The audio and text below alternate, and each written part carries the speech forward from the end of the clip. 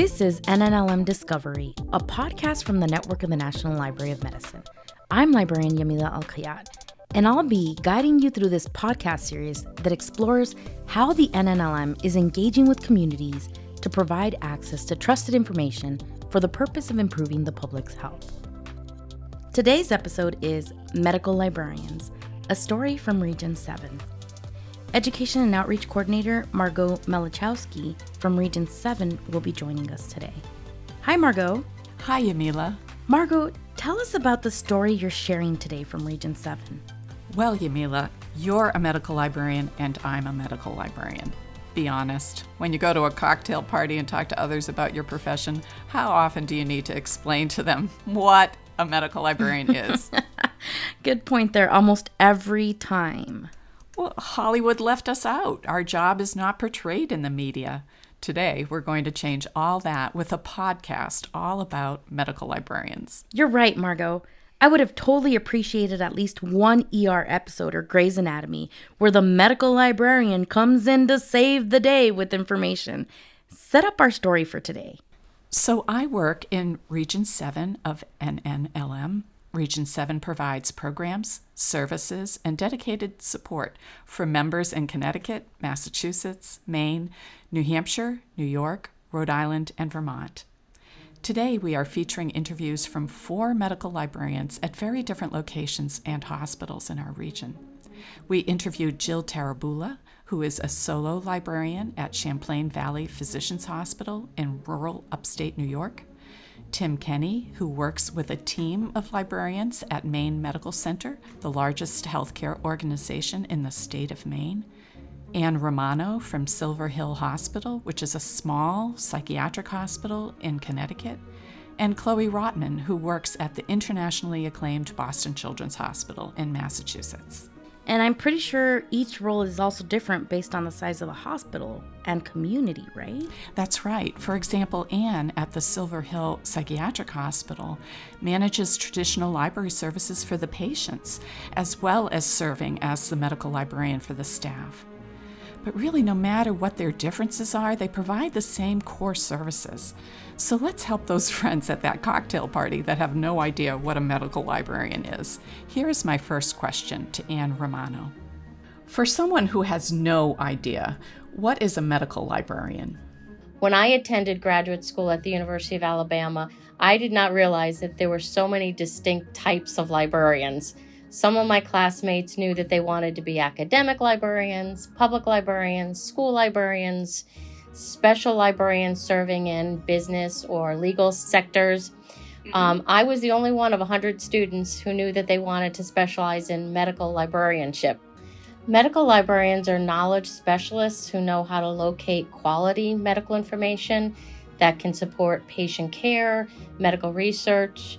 They can work in various settings, such as academic settings, hospitals, clinics, and even insurance companies. Let's hear from Chloe Rotman. I think in many ways, libraries are always libraries. It's just that my patrons are the staff of Boston Children's Hospital. So that's doctors, nurses, admins, research assistants. I'm providing books and journals and information to everyone who works at the hospital. Jill Tarabula. In a nutshell, I'm an information navigator for medical information. I help the doctors and nurses find the best information and the best evidence to guide patient care, whether it's document delivery, literature searching. I provide instruction. It might be helping them with technology here in the library. I am here to help them with whatever they need to provide the best patient care to our patients. And lastly, Tim Kenny. There's a really simple aspect for what we do in our world, and is that we save people who are active clinicians and seeing patients and doing patient care. We save them time. They may very well be perfectly capable of doing a search or pulling articles, but it's finding time in the day for that. Versus they know they can send us a request. We know they don't want to see 50 pages of results, so we really try to repackage things in a way that they can review it and use or request more or follow up. Tim makes a good point here. Medical librarians are saving the hospital staff valuable time, but there's this sticky perception that all biomedical information is easily available, and you can get it yourself, right? So I asked these medical librarians to elaborate. Here's Chloe from the Boston Children's Hospital. I think that a medical librarian is a translator of all of that information, a distiller of that information. Just because information is so widely accessible doesn't mean that it's understandable. And in many ways, maybe even primarily, it's our job to be able to help users discern what is actually useful to them and what they're searching and where that lives. I think that we could even think of ourselves, if there is a big rushing river of information coming off the internet, we're sort of a dam in the middle of it that helps to keep trash and logs behind the dam and only let the good information through. Jill, the solo librarian from Champlain Valley Physicians Hospital, also makes a good point. Because the quality of the information that's available online is quite variable, and not everything is truly, freely available online, as some might think. We have a very healthy and generous budget here at the hospital where I work. At least I feel that is the case. And the resources that I subscribe to for the patrons that I serve are handpicked based on very close evaluation of usage and demand. You cannot get these resources through Google. You cannot go to Wikipedia and get this information. Evidence-based practice, standards, things of that nature are not free. And so I am very selective and very careful as to what I subscribe to and make sure that we have available. And only a hospital librarian or someone with that background is going to be able to have that knowledge and provide that service and do it well. Folks might not understand that many library resources are subscription-based, and these subscriptions are expensive. Tim Kenny with the Maine Medical Center talked about how Maine Medical manages resources across a large hospital system. In a perfect world, we'd have all of our resources be exactly the same across the entire health system, but it's a big health system. And depending on the resources, sometimes the licensing and those things can get pretty hefty as far as bills go if you offer everything to everybody. We are able to offer a lot of core resources across the board. But what we've done is we have a separate portal for them. Looks very similar. Each portal looks very similar, but we make sure to highlight the resources that are available to them, and we try to keep the resources that are at each location relevant to what they're doing. So if they're more outpatient, maybe we have some different tools highlighted. We'd like to get to a unified, everybody's got everything. But right now it works really well, and we're able, for those that maybe don't have something they'd like, we're still able to supplement and support them. The National Library of Medicine is committed to helping medical librarians get information into the hands of healthcare professionals, no matter where they work. That's right, Margot. The National Library of Medicine is the world's largest biomedical library, and it provides a variety of online resources to help librarians, medical staff, and of course, the general public. I asked our librarians which National Library of Medicine resource was the most useful. Here's Chloe Rotman. The Boston Children's Library uses DocLine every single day. And DocLine is a network of libraries across the country where if you need an article or if you need a book chapter and you don't personally own it, you can make a request to another library who does own that resource. And they send it to you, and the next day they request something from you and you send it back. And so all day, every day, all of these libraries across the country are just sending each other articles that their patrons need. And that is a resource that we rely very, very heavily on to add to and supplement our own subscriptions and make sure that even if we don't personally own something, we're never telling a patron that we can't get it for them. Jill Tarabula. I use PubMed daily.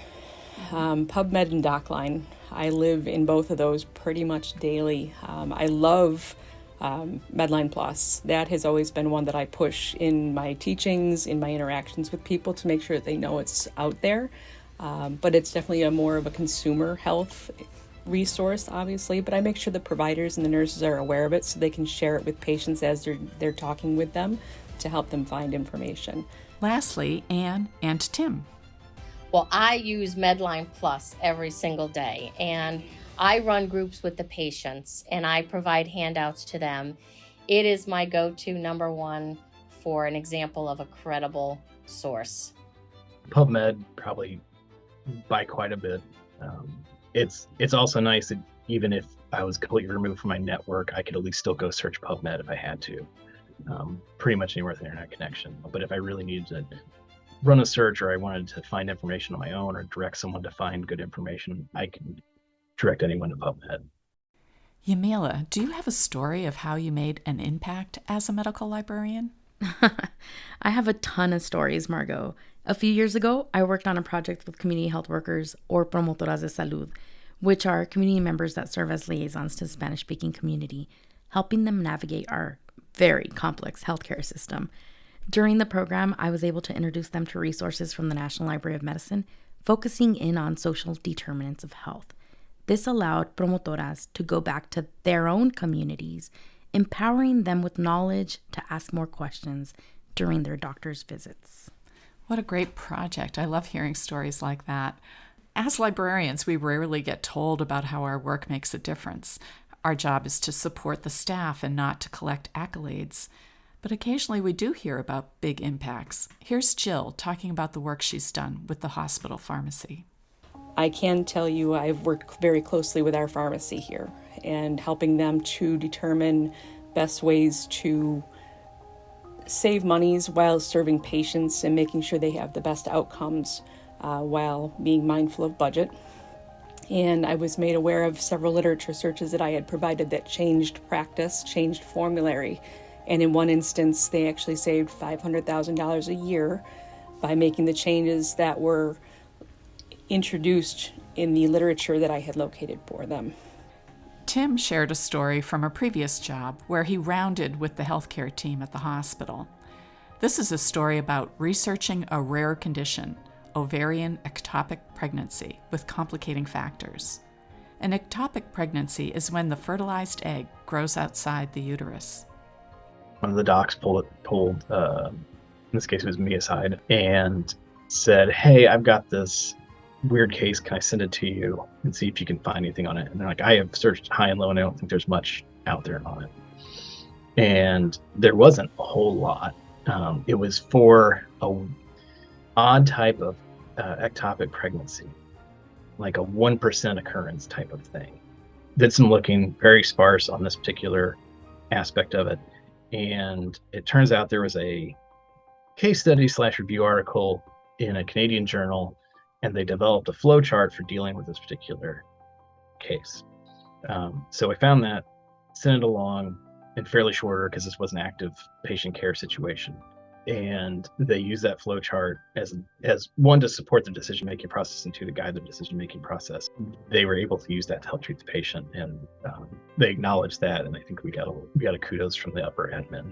Lastly, I want to share Chloe's story about providing research to a nurse practitioner who was training community health workers in a refugee camp.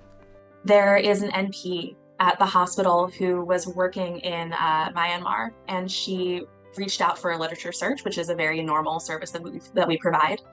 And she was asking about just training for community health workers in developing countries. And, so I sat down, I spent maybe an hour or two on it, and I sent her 15, 20 articles, and she wrote back to me. And she explained that she is working in a refugee camp. She is organizing volunteer community health workers from the community. And using the articles that I sent her, she was able to create and implement a training curriculum that would allow the health workers to respond to natural disasters. So before that, when there was an earthquake, when there were floods, there wasn't any set plan. People were standing around panicking. And now, using the information that I gave her, they were so excited to learn. They were so excited to have action steps for when these natural disasters hit. And thanks to my work, allegedly, the refugee camp was now a safer place for everyone, but especially for the children who were there. And that was such a moving and shocking email to receive. I think in this work, you don't often see the full effect of your labor. You hand things over, and what happens, and you have no idea what it is. I just felt like she was so generous in telling me what she used my work for and how it really impacted people. I really hope everyone listening will understand the role that medical librarians play in delivering quality healthcare. Maybe the creators of the next medical show will hear this podcast and develop a character at the hospital who has this role. But on a serious note, medical librarianship is a profession that's been dwindling over the last 20 years. You're right, Margot. Here in Tucson, we had 2 hospitals, each with their own library and their teams of librarians.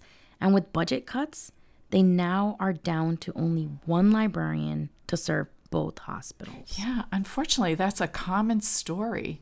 When hospital budgets are slashed, we tend to be one of the first out the door.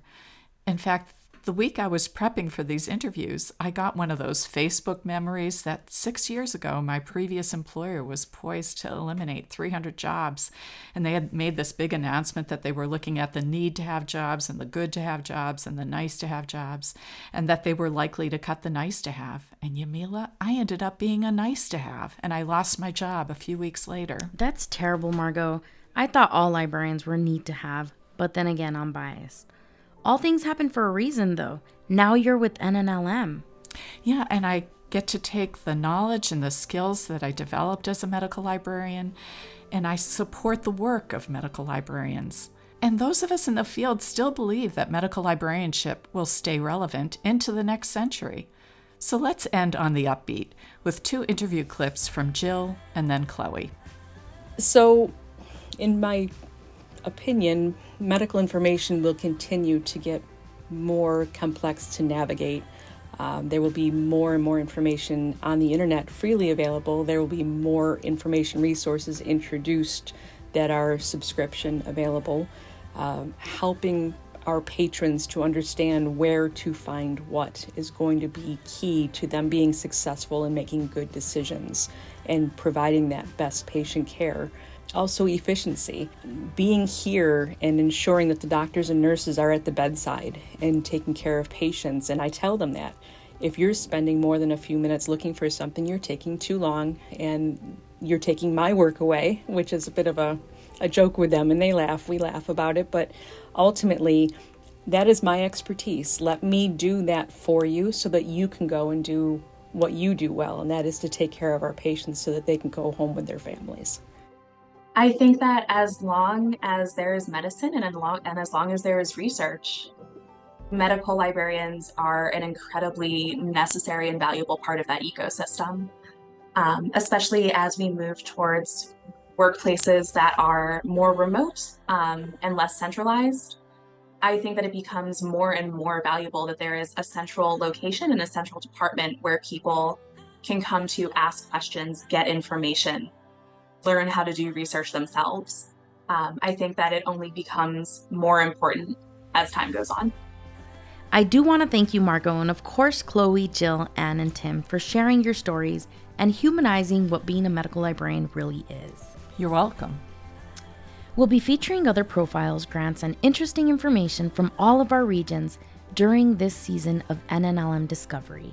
Subscribe, rate, comment, and share our episodes to help us grow our audience. For more information about NNLM, the NLM, and supporting information about this story, check out the links within this episode's description. The NNLM offers free training, partnerships, and many resources that help to improve health and wellness. Membership is free. Learn more at nnlm.gov.